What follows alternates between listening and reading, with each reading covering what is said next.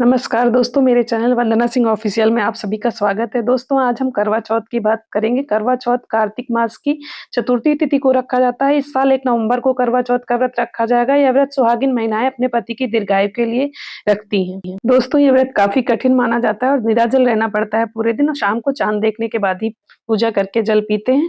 तो आइए जानते हैं करवा चौथ का महत्व और पूजन विधि। किसी भी सुहागिन महिला के लिए करवा चौथ काफी खास होता है। मान्यताओं के अनुसार सबसे पहले देवी पार्वती ने शिव जी के लिए ये व्रत रखा था। मान्यता है कि द्रौपदी ने भी पांडवों को संकट से मुक्ति दिलाने के लिए करवा चौथ का व्रत रखा था।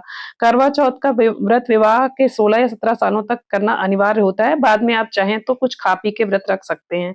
यह कार्तिक मास के कृष्ण पक्ष की चतुर्थी को किया जाता है। ऐसा माना जाता है कि जो स्त्री इस व्रत को करती है, उसके पति की उम्र लंबी होती है, दीर्घायु होते हैं। और करवा चौथ विशेषकर उत्तर भारत में हिंदू महिलाओं के बीच बहुत लोकप्रिय और महत्वपूर्ण दिन है।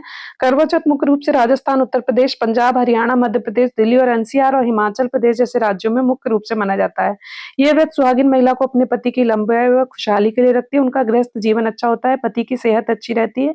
हिंदू पंचांग के अनुसार हर साल कार्तिक मास के कृष्ण पक्ष की चतुर्दशी को करवा चौथ रखा जाता है। इस साल करवा चौथ का व्रत 1 नवंबर 2023 बुधवार को है।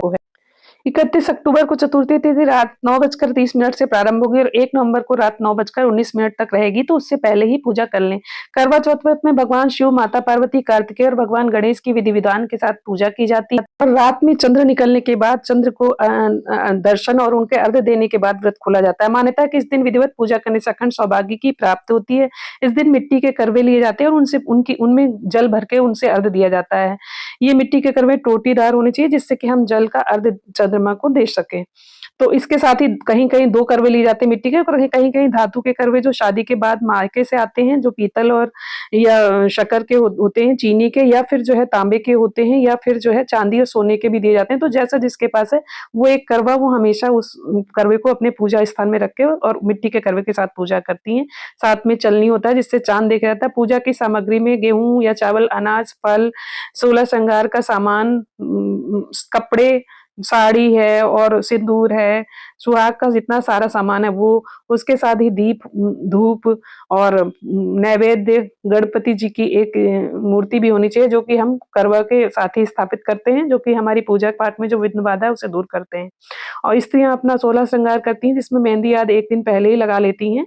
उसके बाद जब पूजा करने प्रारंभ करनी करती हैं तो उससे पहले वो पैरों में महावर लगाती हैं। महावर हमारे हिंदू धर्म में हर पूजा पाठ या तिथि त्योहार में बहुत शुभ माना जाता है सुहागिन स्त्रियों के लिए। तो मेहंदी तो आप लोग लगाते ही, साथ में महावर ज़रूर लगाया जाता है। हमारे यहाँ महावर ज़रूर लगाते हैं। करवा चौथ हो या तीज का व्रत हो तो हम लोग इसमें पहले महावर लगा के और फिर पहले गौरी माता को महावर लगाते हैं, फिर स्वयं महावर लगा के हम उस पूजा की तैयारी करते हैं।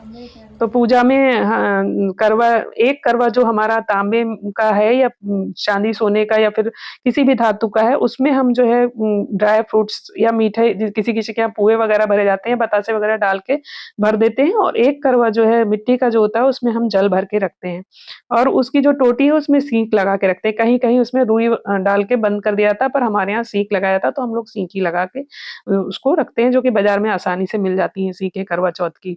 तो इस तरह से हम चौकी में करवा माता की प्रतिमा स्थापित करते हैं और उनकी शाम को पूजा कर लेते हैं। दोस्तों, हमें अपने 2 करवों के साथ-साथ ही गौरी माता का भी एक करवा रखना होता है, जिसमें कि हम अनाज या बताशे वगैरह भर के रखते हैं और उसके ऊपर हम कटोरी में अनाज रख के दीप जलाते हैं और वो करवा लगातार माता करवा के सामने रखा रहता है, जो गौरी माता का करवा होता है, उसी के द्वारा हम अपने करवे को बदलते हैं।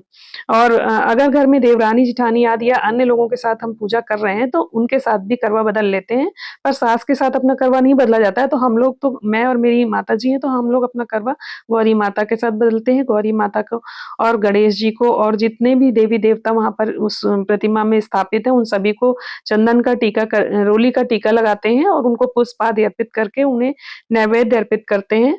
मैं तो एक छोटी-सी अगियारी जला लेती हूँ, जिसमें कि जो नैवेद्य उनको अर्पित करती हूँ, वो अग्नि में डाल देती हूँ। कहते हैं अग्नि में डालने से वो जो भी हम उन्हें भोग लगा रहे हैं, वो सब उन तक पहुँच जाता है देवी-देवताओं की तक।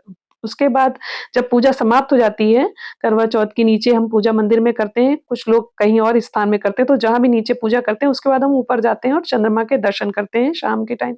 वही रात में 8 साढ़े 8 अब तक चंद्रमा निकल आता है। दोस्तों इस बार बताया जा रहा है कि 8:15 तक चाँद निकल आएगा, तो इस हम लोग उस समय फिर ऊपर अपने चंद्र दर्शन के लिए आरती और पूजा का सामान लेकर जाते हैं, जिसमें रोली होता है, पुष्प होता है, थोड़ा-सा मीठा होता है जो कि हम चंद्रदेव को अर्पित करते हैं और आरती और साथ में चलनी और वो जल का लोटा जो हमने रखा था, जल का करवा भर के रखा था, वो हम अपने साथ ले जाते हैं और पूजा करते हैं। कहीं-कहीं चलनी से चाँद देखने का रिवाज है, मतलब चौथ के चाँद को डायरेक्ट नहीं देखते हैं, तो चलनी में दीपक लगा के उसकी रोशनी दिए की रोशनी चंद्र को दिखाते हैं और स्वयं भी चंद्र दर्शन चलनी के माध्यम से करते हैं। तो जिससे कि चौथ के चंद्रमा का जो दोष लगता है वो ना लगे और साथ में ही उसकी पूजा इस तरह से बहुत ज़्यादातर लोगों का रिवाज है, पर हमारे समय में ऐसा नहीं होता था, तो हम लोग तो डायरेक्ट ही बिना चलनी के ऐसे ही डायरेक्ट जल छिड़कते हैं, जल चढ़ाते हैं और उसके बाद जो है उनको अर्घ देकर उसके पश्चात हम उन्हें दीपक जलाते हैं और उनके सामने दीपक करके गणेश जी की और चंद्र देव की आरती करते हैं।